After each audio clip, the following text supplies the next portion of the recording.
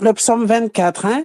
À l'Éternel la terre et ce qu'elle renferme, le monde et ce qu'il habite, car il l'a fondé sur les murs et affermi sur les fleuves. Qui pourra monter à la montagne de l'Éternel?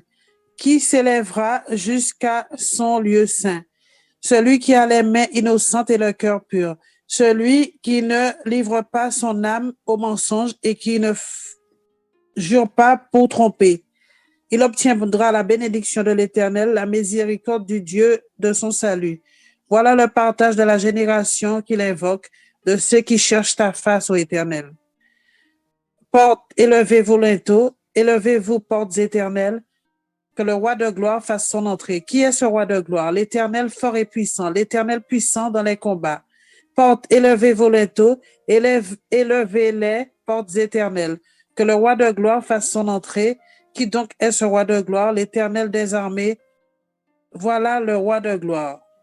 Donc, comment? Déjà, à l'Éternel la terre et ce qu'elle renferme, le monde et ceux qui l'habitent. Donc, il a toutes les richesses et on peut bénéficier des richesses de notre Père, de notre Dieu également. Et je voulais dire que Dieu regarde au cœur. Il regarde à la sincérité, à la pureté. Et comment je pourrais résumer ça encore? Il est puissant dans les combats, donc il combat pour nous également.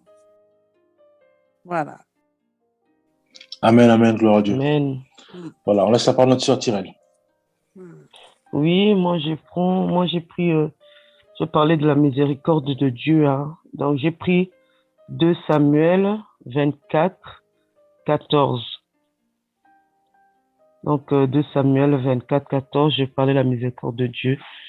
Donc c'est David répondit à Gad, je suis dans une grande angoisse. Oh, tombons entre les mains de l'Éternel, car ses compassions sont immenses, mais que je ne tombe pas entre les mains des hommes. Oui, c'est David, hein, tellement que il est rempli de bonté de l'Éternel, il connaît son Dieu et il vient toujours vers lui, quoi. Et je vais prendre aussi le psaume 86, 5. Psaume 86, voilà. 86, voilà, 5. Donc, oui, car tu es bon, Seigneur. Tu pardonnes, tu es plein d'amour pour tous ceux qui t'invoquent. Je prends aussi le 6 et le 7, hein. Et Éternel, prête l'oreille à ma prière. Sois attentif à la voix de mes supplications. Je t'invoque au jour de ma détresse, car tu m'exauces. Voilà. Donc, c'est pour dire que notre Seigneur, que ce soit la nuit, que ce soit le jour, que ce soit dans les problèmes, tout, on peut toujours invoquer notre Seigneur. Il est là, il est toujours attentif, hein? Il est toujours attentif, mais dans les détresses, il nous écoute, qu'on vient toujours vers lui, qu'on n'abandonne pas nos prières, qu'on n'abandonne pas notre Seigneur, parce qu'il est, il est bon notre Seigneur, parce que on peut faire on peut faire des mal ou fait beaucoup de choses, mais il nous pardonne toujours, il est toujours là vers nous. Donc, venez toujours, qu'on vienne toujours vers lui. Et je prends aussi Luc 6, 36. Et après, donc Luc 6,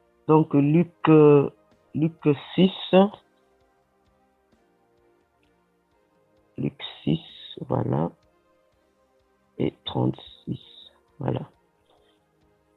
Donc le 36, donc c'est et soyez donc miséricordieux comme votre Père est miséricordieux.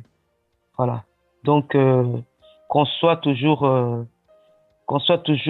dans la joie, hein, parce que notre Père est toujours bon envers nous, hein, et il est amour, notre Père Seigneur, il est amour, qu'on soit toujours aussi comme lui, hein, qu'on soit heureux, qu'on soit qu'on fasse des bonnes choses envers nos amis, vers nous-mêmes, vers la famille, qu'on soit vraiment comme lui, les miséricordieux, quoi. Voilà. Et notre Seigneur, donc, qu'on soit toujours qu'on vienne toujours vers lui, parce que c'est notre papa, il est tout pour nous, donc n'oublions pas ça, quoi. N'oublions pas ça, quoi. Merci. Amen. Amen, gloire à Dieu. Amen. Voilà, on laisse la parole. Merci, ma soeur. On laisse la parole à notre sœur Raïssa. Shalom. Shalom, ma soeur. Je partageais sur Psaume 119, versets 10 à 11. Je te cherche de tout mon cœur, ne me laisse pas égarer loin de tes commandements. Je serre ta parole dans mon cœur afin de ne pas pécher contre toi. Que l'Éternel nous aide à garder ses commandements, à garder ses lois pour ne pas tomber dans la tentation et ne pas pécher contre lui. Amen. Amen, gloire à Dieu. Voilà, ça parle notre sœur Caroline, si tu as un verset à nous partager. N'hésite pas à dire si il y a du bruit autour de toi, tu peux nous céder, mais sinon tu peux nous partager, hein. Il n'y a pas de souci. Bon, je crois qu'elle a du bruit autour d'elle. Donc, je vais partager. Donc, on va lire 1 Samuel 2 à partir du verset 6. Donc, je vais lire. L'Éternel fait mourir et il fait vivre. Il fait descendre au séjour des morts et il en fait remonter. Donc ici, rien que ce verset montre le pouvoir absolu de notre Seigneur. Lui qui peut faire mourir, lui aussi qui peut faire vivre. Donc c'est pour ça qu'on parle de la résurrection, on parle de tout. Et on dit aussi qu'il fait descendre au séjour des morts. Donc ceux et ceux qui sont au séjour des morts, Dieu aussi peut le faire remonter. Tellement qu'il est bon et c'est le maître absolu. Voilà, verset 7. L'Éternel appauvrit et il enrichit. Il abaisse et il élève. Voilà. Donc, si, par exemple, nous passons des déserts, des problèmes difficiles, toutes sortes de problèmes qui nous arrivent sur la terre, nous devons garder ce verset en tête, que tout ce qui nous arrive, Dieu a permis cela. Et Dieu est capable de changer le mal en bien. Donc, de nous ramener de la pauvreté à la richesse et vice-versa. Dieu seul a ce pouvoir. Dieu seul a cette capacité. Dieu seul fait tout cela. Le diable, lui, vient que pour détruire. Il repart jamais, le diable. Lui et tous ses apôtres, hein, les sorciers, sorcières, les magiciens, les marabouts, voilà. Ils viennent que pour détruire. Ils ne repartent pas. Seul Dieu qui repart. C'est pour cela que Dieu dit, le verset 7, il dit, l'Éternel appauvrit et il enrichit. Il abaisse et il élève. Donc, il y a des fois, on peut passer par les épreuves, c'est Dieu qui permet, mais ça restera jamais éternel. Dieu va toujours changer la situation par la suite pour dire, voilà, mon fils, ma fille, maintenant ta formation elle est complète, maintenant tu es béni, maintenant, voilà, tu vis maintenant dans les temps de joie et de bonheur. Verset 8, de la poussière, il retire le pauvre, du fumier, il relève l'indigent, pour les faire asseoir avec les grands. Voilà encore le pouvoir absolu de notre Maître et Seigneur Jésus-Christ. Mes bien, mes frères et sœurs, nous devons toujours garder en tête que malgré les situations qui peuvent nous arriver, malgré toutes sortes de déserts qui mettent du temps, qui durent, ou parfois on s'est dit, voilà, est-ce que réellement je vais me relever? Est-ce que réellement je vais sortir de cette impasse? Oui, mon frère, oui, ma sœur, puisque Dieu tire le pauvre de la poussière, il relève l'indigent du fumier pour le faire asseoir où? Au niveau des grands, les bien-aimés. Ça me rappelle encore une fois, mon épouse me disait, mais comment on va faire? Parce qu'en fait, on avait des problèmes d'enfantement. Il dit, mais comment on va faire? Comment on va faire? Parce que Voilà, tu es sûr que vraiment j'aurai encore des enfants.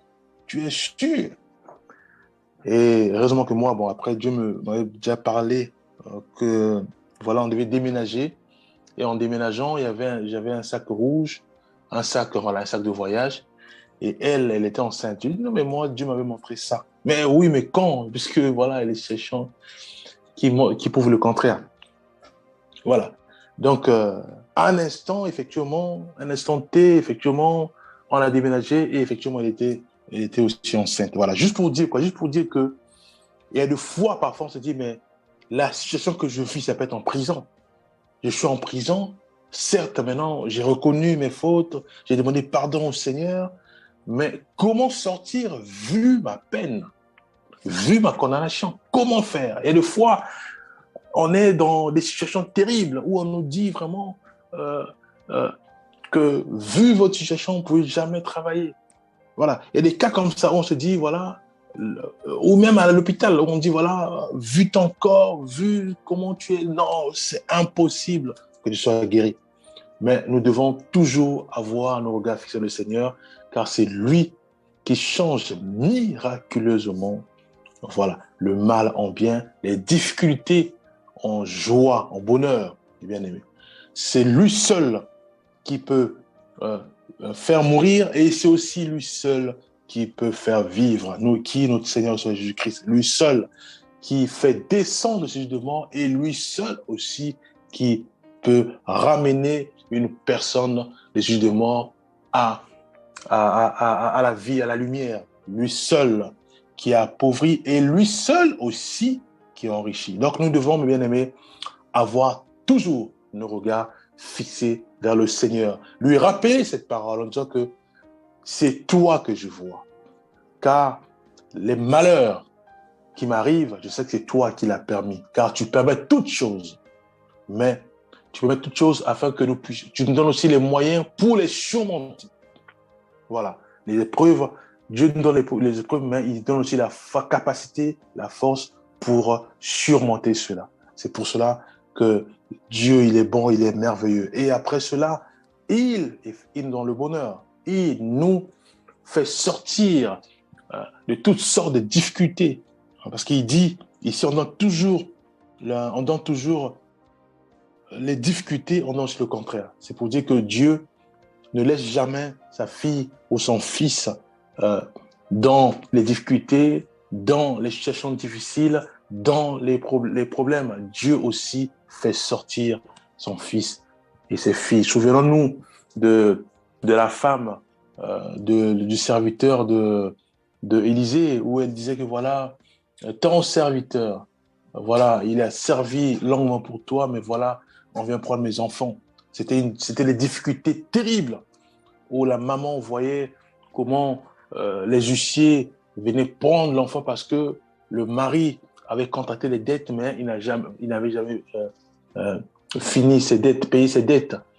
Et là, l'épouse va aller voir l'homme de Dieu et c'est comme ça que l'homme de Dieu va demander à la femme d'aller prendre les récipients pour l'huile. Et c'est comme ça qu'elle va vendre l'huile. Donc, juste pour dire que malgré les difficultés qui nous dépassent, puisque vraiment cette sœur, voilà, c'était une situation qui l'a dépassée complètement. Elle n'avait rien, elle n'avait pas de solution, elle n'avait rien. Mais ce qu'elle a fait, elle a tourné ses regards vers l'homme de Dieu, vers le Seigneur. Donc nous devons avoir nos regards tournés vers le Seigneur. Voilà. Même si on ne voit pas comment sortir, on n'a pas les billes, on n'a pas vraiment, on a perdu tout contrôle. Voilà. Tout contrôle de notre situation, de nos difficultés. Mais nous devons savoir que seul Dieu a le contrôle absolu sur tout ce que nous vivons, tout ce que nous traversons comme difficulté. Et lui seul aussi nous fait sortir de ces difficultés. Nous devons simplement avoir la foi en Christ, avoir nos regards fixés vers lui, lui rappeler ses paroles, que c'est toi qui fais mourir et c'est aussi toi qui fais vivre. C'est toi qui fais mourir tous mes projets et c'est aussi toi qui vas faire vivre tous mes projets. C'est toi qui fais vivre et qui fais mourir toutes mes activités, tout ce que je fais, tout ce que j'entreprends, tout ce que je passe. Mais c'est aussi toi qui me fera sortir de ces difficultés financières, de ces difficultés administratives, car tu es au contrôle de ma vie. C'est toi qui fais appauvrir, c'est encore toi aussi qui enrichis. Et je crois fermement que c'est toi qui permet que je sois dans la pauvreté, et c'est encore toi qui permettra à ce que je sois enrichi. C'est toi qui est le maître absolu de mon corps. Je connais absolument rien comment tu vas faire pour me faire enrichir, malgré que je suis dans la boue, je suis dehors, je dors par-ci, par-là. Je ne sais pas comment tu vas faire, car j'ai perdu tout contrôle de ma vie. Mais je sais que c'est toi le Dieu d'Abraham, d'Isaac et de Jacob, et c'est toi qui permettra à ce que soit je puisse trouver un toit, soit je puisse me marier, soit je puisse avoir des enfants, soit je puisse encore te servir davantage. Je ne sais pas comment, puisque j'ai perdu tout contrôle de mon corps, de mon âme, de mon esprit. Mais j'ai mes regards fixés vers toi. Voilà les prières, bien-aimés, que nous devons élever vers notre Seigneur, car lui, il est le maître absolu de notre corps, de notre avenir, de notre futur, de notre présent. Voilà ce que je tenais aussi à partager. Voilà, on va prier pour rendre grâce au Seigneur. Père Céleste, nous te rendons grâce vraiment pour le psaume 24, pour le psaume 86, pour le psaume 119. Car c'est toi, ô Éternel des armées, qui nous parle, qui nous fortifie, qui ne cesse de nous aimer, Père Céleste. Car nous croyons que un père ou une mère châtie son fils ou sa fille, c'est pour son bien. Et jamais tu resteras là pour nous châtier, mais tu vas aussi nous essuyer nos larmes, parce que tu nous aimes. Tu veux que nous puissions marcher selon ce que toi tu veux que nous puissions être, car tu veux uniquement notre bonheur. C'est pour cela, merci pour tout ce que tu nous as donné comme exhortation à travers les uns et les autres, à travers les unes et les autres. Père, merci pour tout. Fais-nous grâce maintenant de garder cela, de le mettre en pratique. Au nom puissant de Jésus-Christ, nous avons ainsi prié. Amen.